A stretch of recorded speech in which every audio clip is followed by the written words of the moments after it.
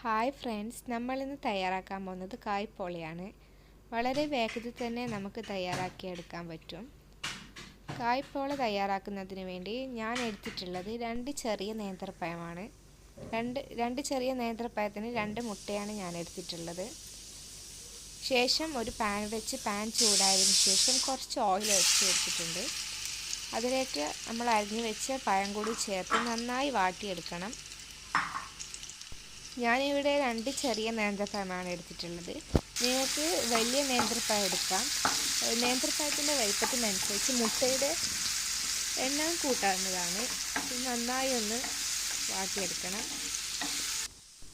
പഴം ഒന്ന് വാടി വരുന്ന സമയം കൊണ്ട് ഒരു പാത്രം എടുത്ത് അതിലേക്ക് നമ്മൾ എടുത്തു വെച്ച 2 മുട്ട ഉടച്ചു വയ്ക്കുക.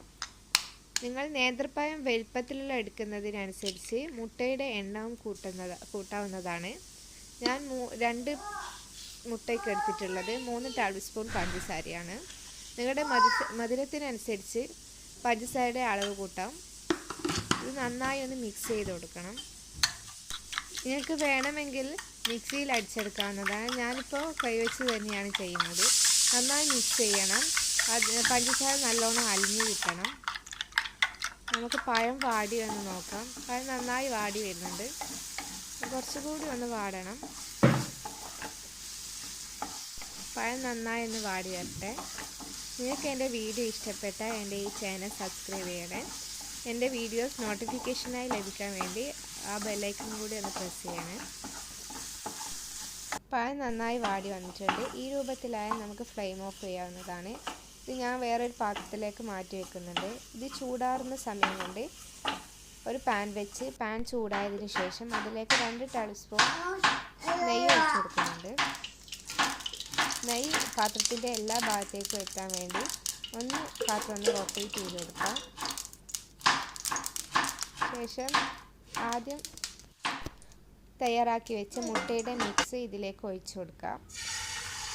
ആദ്യം മുട്ടയുടെ മിക്സ് ഒഴിച്ചു കൊടുത്തതിന് ശേഷമാണ് നമ്മൾ തയ്യാറാക്കി വെച്ച പഴം ഇതിൻ്റെ മുകളിലേക്ക് ഇട്ട് കൊടുക്കുന്നത്. നന്നായി മുട്ട അതിലേക്ക് ഒഴിച്ചു കൊടുത്തിട്ടുണ്ട്. ശേഷം നമ്മുടെ പഴം ഇട്ട് കൊടുക്കാം. എല്ലാ സൈഡിലേക്കും ഇട്ട് കൊടുക്കണം. ഞാൻ എല്ലാ ഭാഗത്തായിട്ട് ഇട്ട് കൊടുക്കുന്നുണ്ട്.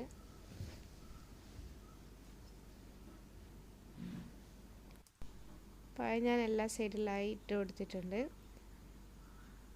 നമുക്കൊരു 10 മിനിറ്റ് കൊണ്ടൊക്കെ ഇത് റെഡിയായി കിട്ടും.